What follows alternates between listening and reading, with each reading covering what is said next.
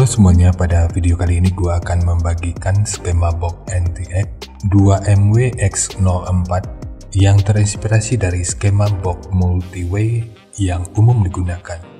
Skema ini dikhususkan untuk transducer speaker JIC dengan tipe LB04025. Dan sama dengan skema sebelumnya, gue juga nggak memiliki ide yang banyak terkait speaker ini. Jika gue hanya ingin mencari view, gue bisa aja bikin skema yang sebenarnya itu nggak cocok, tapi tetap gue paksakan demi untuk mendapatkan cuan. Jujur aja awalnya skema ini ingin gue skip, tapi daripada nanti ditanyakan, mending gue bikin dan publikasikan. Meskipun gue sebenarnya kurang begitu yakin dengan performa yang mampu dihasilkan. Dari promosi di lapak pedagang, speaker ini diklaim mampu sebagai subwoofer. Tapi gue tentu benar-benar nggak yakin, meskipun gue tahu dan memahami kalau gue sendiri belum mencobanya secara langsung. Tapi dari parameter yang tersedia, itu tentu udah cukup memberikan sebuah gambaran akan kemampuan speaker yang sebenarnya. Jadi tanpa berlama-lama, sekarang kita ulas aja spesifikasi teknis dan TS parameternya. Kita mulai dari ukuran transducer speakernya.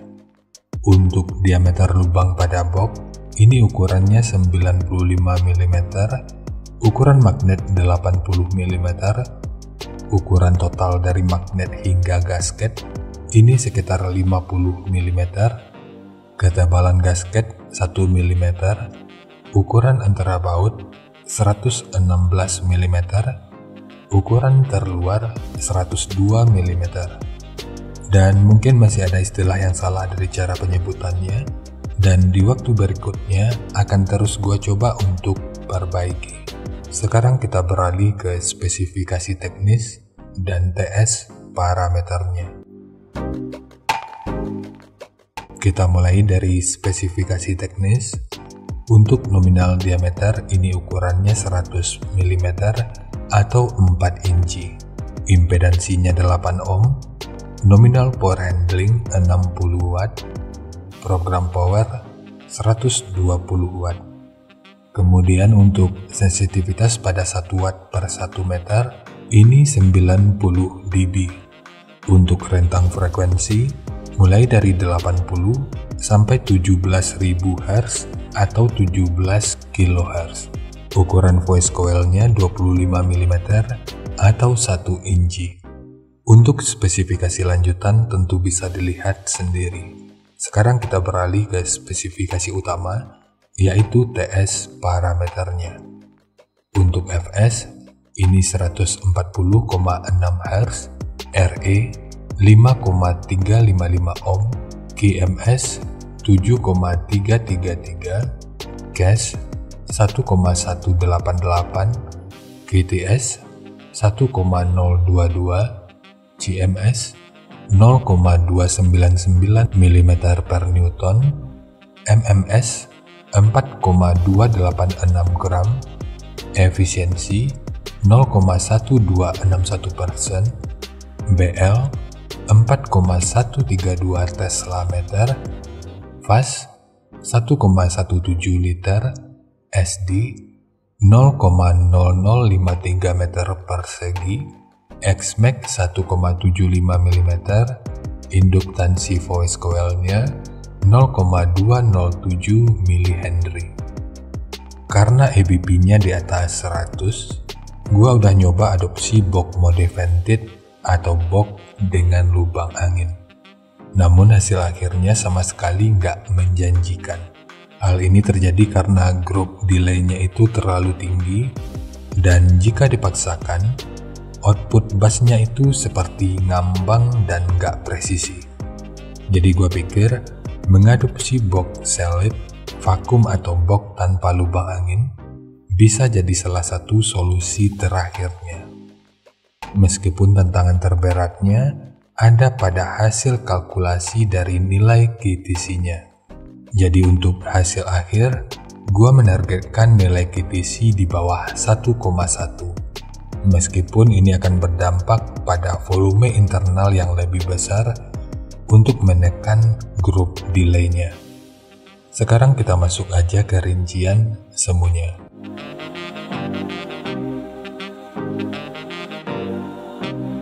Untuk rincian semu, gua nggak memiliki watt yang bisa direkomendasikan. Jadi nanti silakan dicoba aja sampai di batas distorsi yang bisa didengarkan. Lalu rekomendasi titik potong bawahnya ini tentu nggak ada karena ini bukan box mode vented. Kemudian untuk puncak SPL-nya ini juga belum bisa gua kalkulasikan. Jadi nanti silakan diukur aja berapa batas peak-nya. Jadi sebuah speaker dengan parameter lengkap sekalipun itu tentu belum bisa memberikan sebuah jaminan kalau gue bisa menyajikan informasi yang lengkap seperti biasanya. Karena di sini gue merasa ada beberapa kesalahan dalam nilai parameter yang digunakan. Harap diingat, ini merupakan rincian semu, jadi bisa lebih baik atau bisa aja lebih buruk dari yang diperkirakan. Karena untuk efisiensi akhirnya itu juga akan bisa dipengaruhi oleh beberapa faktor. Apakah itu kerapian dan kepresisian dari pembuatan box, kualitas bahan, hingga equipment yang digunakan. Sebelum melanjutkan, harap baca deskripsi video karena ada beberapa informasi tambahan terkait bahasan yang ada pada video ini.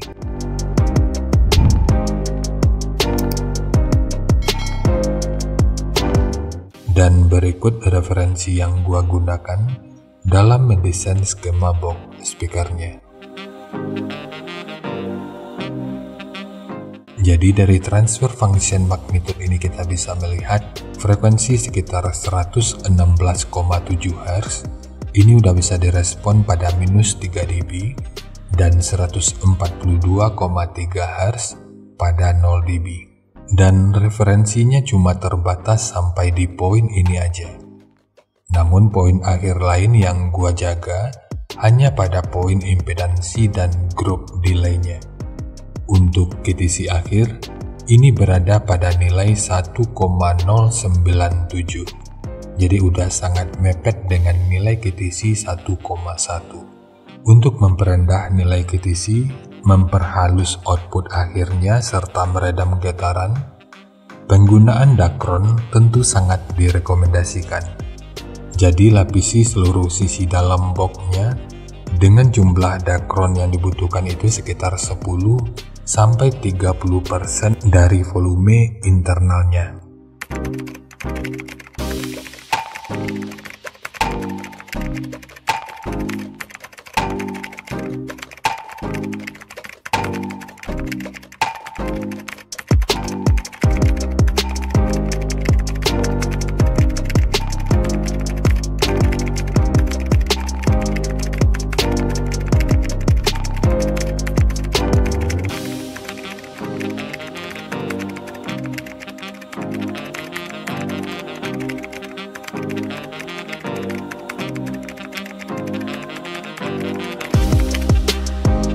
Sekarang langsung kita bahas aja skemanya. Untuk multiplex, ini menggunakan multiplex dengan ketebalan 9 mili.